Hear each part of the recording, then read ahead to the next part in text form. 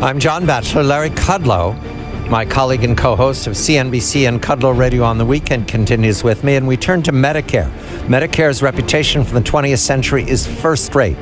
My mother and father were on Medicare, and I thank it very much. The system worked perfectly. The question now is Medicare in the 21st century. And Larry and I are very pleased to welcome Chuck Blahous. Charles Blahous is a senior research fellow for the Mercatus Center, a research fellow for the Hoover Institution, and a public trustee for Social Security and Medicare. And in a recent piece in Economic Policies for the 21st Century, E21, Chuck points to a very polite word that sounds troublesome: unsustainable. Medicare unsustainable. Chuck, a very good evening to you. I can't get past that word before I plunge into the details here. You write that the Medicare report continues to show that program finances are on an unsustainable long-term trajectory. In the long term, to quote The Economist, we're all dead. What's long-term mean, Chuck? Good evening to you. Well, good evening to you. In this case, long-term means 2030. That is the date past which the Medicare Hospital Insurance Trust Fund would no longer be solvent under our latest projections. That doesn't sound terribly long time from now. Chuck, walk me through this. I'm looking at your charts here, okay, and I see the biggest gap is 2030. I understand the baby boom thing.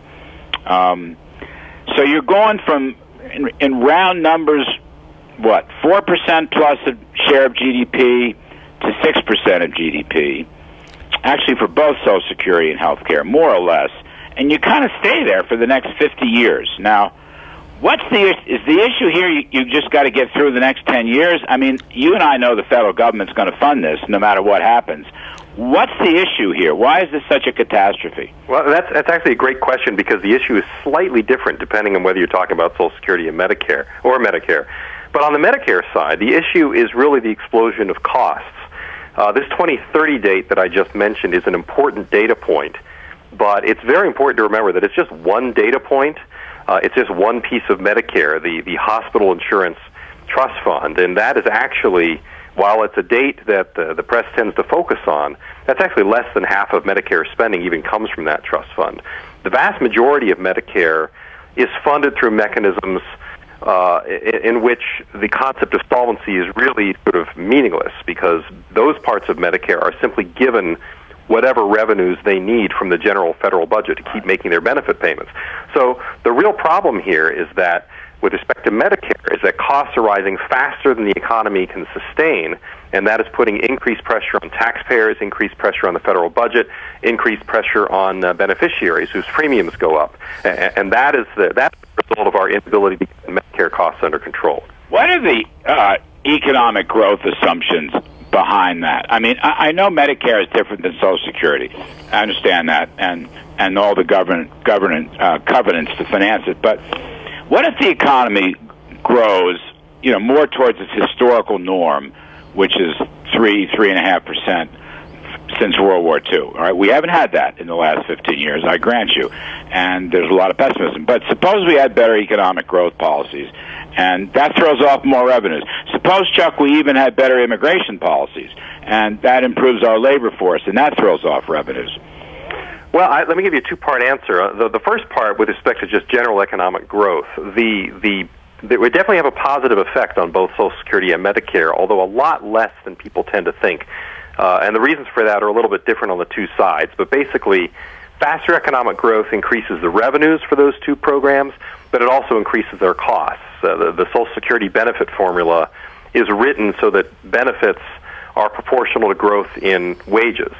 So you bring in more revenue on the front end, but then you have to pay more benefits out on the back end. And there's a slight improvement, but it's not as great as one would think. If we still had the sort of the pre-1970s benefit formula in Social Security, faster economic growth would do a lot more for it. But ever since we went to wage indexing of the benefit formula, we've reduced the amount by which we can actually grow our way out of the Social Security problem. Now, on the immigration side, more immigration is definitely good for both programs as a general rule. But again, even there have to be some qualifiers, because you get more revenue up front and you owe more benefits later. So the gain isn't quite as much as you might think based on the increased revenue intake. And then the gain also depends to a very great extent on what kind of immigrants you have. If you have high-skill, high-wage immigrants, that does a lot for both programs, because those individuals tend to get poor returns from both of the entitlement programs. If they're very low-wage, low-skill immigrants, then you have the risk, especially on the Social Security side, that you're going to pay out more in benefits to them than they provide in revenues. Yeah, but okay, I don't want to get. I mean, some people would argue on the low end that they're actually paying payroll taxes, but because they're illegal, they're not going to get any benefits. But I don't want to have an immigration discussion. I want to go back to something you mentioned as a throwaway, but it's really important, and that's the cost of living adjustment. There's a lot of people, from Paul Ryan on down. I use Ryan because I think he's a good example of sound thinking. Who want to go back? Who want to have the chained index CPI rather than a wage adjustment, and which would save a hell of a lot of money in the next 30, 40, 50 years. Oh, absolutely. And there's two forms of indexing in which this is relevant on the Social Security side. There's the indexing of the basic benefit formula, which of course is now indexed to wage growth. If you were to go to a price-indexed benefit formula, that would save an enormous amount of money. The other thing that people sometimes talk about is using the chained CPI as a replacement for the current CPI that Social Security is using to calculate COLAs. And that is something that has appeared in the president's budget, although with a lot of strings attached. And that would save some funds, but not nearly as much as converting the basic benefit formula from wage indexing to price indexing. Chuck, would you translate chained CPI, please? Yes. Chained CPI basically takes into account changes in purchasing patterns. So one good becomes more expensive, and you stop buying that good, and you buy another good instead. And if the current CPI that we have accounts for some types of product substitution, but not others. And what the chained CPI does is it not only takes into account increases in prices for specific goods, but it also takes into account changes in the mix of things that people buy as a result of price increases. And that more accurately reflects how people's actual cost of living goes up. I want to seize on generational conflict. Larry and I are happily of the boomers. Chuck, you're on the cusp. You were born boomer Gen Xer, right in between. You write in your piece, in your analysis of the new Medicare report, that it's not healthcare cost inflation that's driving prices. In fact, it's demographics. The bulk, the big swell in the middle of the boa constrictor is aging. That's the boomers. And as long as those boomers are on the planet, 2030 sounds good to me, maybe 2040, that we're going to see healthcare cost increases. Does that ease after the boomers join the eternity? Well, it eases somewhat, but it doesn't completely go away. And again, it depends on whether you're talking about Social Security or Medicare.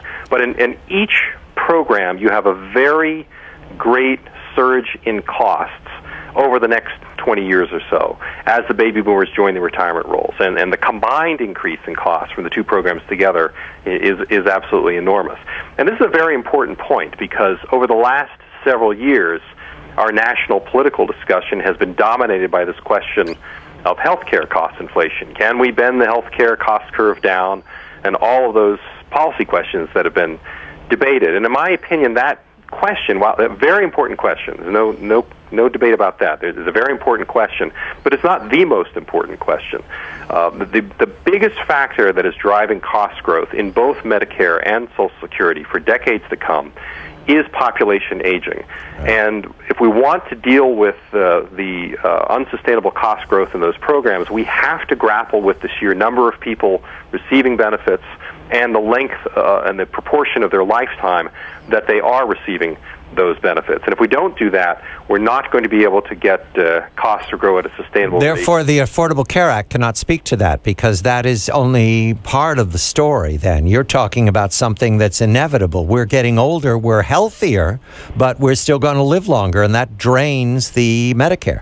That's right, and we simply haven't adjusted to that. These programs have not adjusted for those changing demographic realities. Now, a lot of this, of course, is political. It is much more tempting for politicians to say, I'm going to make health care more efficient. It sounds like a painless way to get the federal budget under control.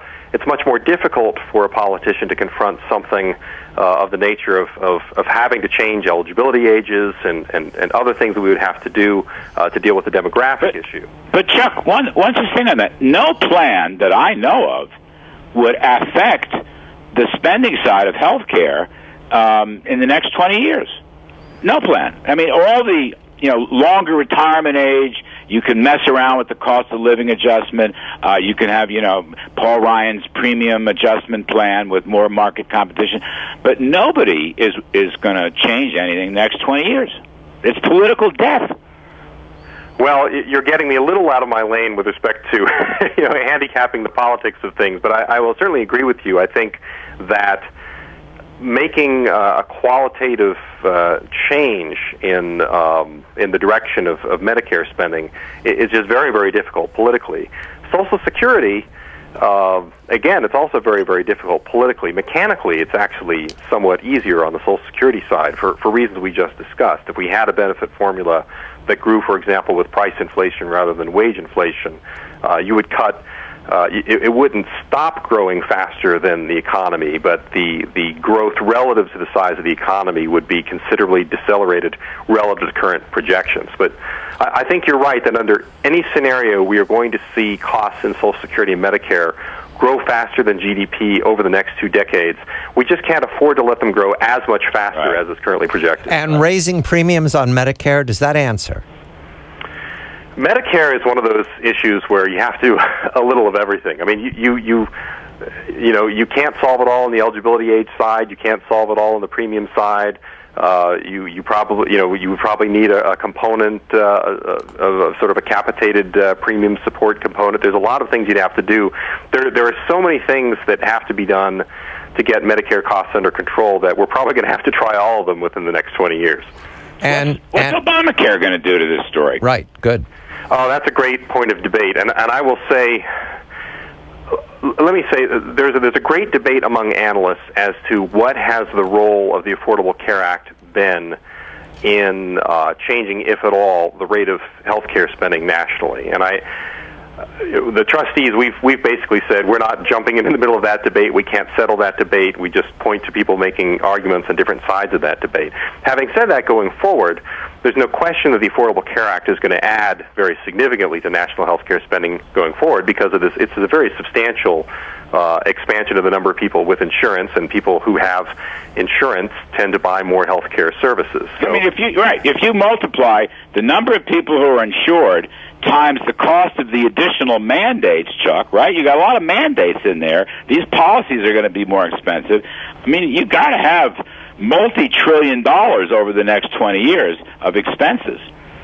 Right, and I think there has been a lot of public misunderstanding of this point. This is even under the most optimistic scoring of the Affordable Care Act, it was always the case that it was going to add to federal health care expenditures as far as we could see into the future. Now, depending on the scoring mechanisms that you believe or disbelieve, you would believe that it's going to bring in enough additional revenue to cover those additional expenditures or not.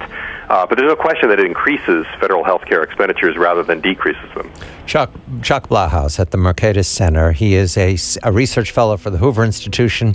He's a senior research fellow at the Mercatus Center, and he's a public trustee for Social Security and Medicare. You can find his analysis of the recent Medicare report at E21. Larry Kudlow, CNBC, and Kudlow Radio on the Weekend. I'm John Batchelor.